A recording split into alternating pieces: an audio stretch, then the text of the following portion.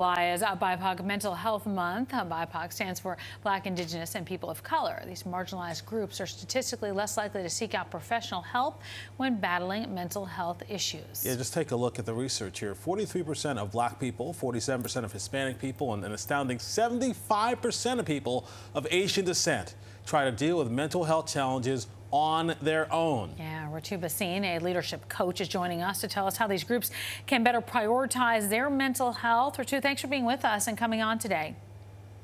Thank you so much for having me. And let me just say that data is staggering. Yeah. It really is. So let me ask you that. Coming off that, why are BIPOC communities less likely to be seeking out mental health care?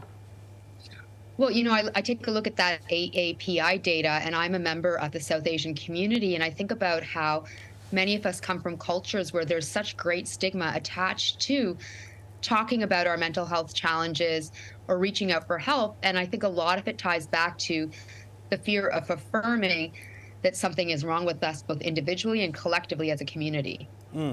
You know, it's interesting because so many people, look, we all have these challenges, right? Everybody. It doesn't matter where you come from, what your culture is. You're going to have these same kind of tolls on you. But the idea that people aren't getting this help. So what are some of the ways that people are actually able to help themselves? Well, step number one is to recognize that we all have mental health, the same way we have physical health. The question is, what is the state of my mental health? And like our physical health, with our mental health, all of us will struggle at some point in our lives. And so if we can accept that and make peace with that, that's a huge first step as a community, as an individual, to unlocking healing. So how do you get to the root, actually, of what is causing the mental health troubles? Sometimes we're able to figure it out on our own. So for example, something may have happened in our life that has brought on an episode of having diminished mental health, but other times we need to enlist the help of experts to guide us. And that is really important and necessary to do the same way we would do if we have a physical health issue and we'd go to a doctor for that. We often hear the term self-care, and it's important, obviously, for mental health. How can you find the activities best suited for you?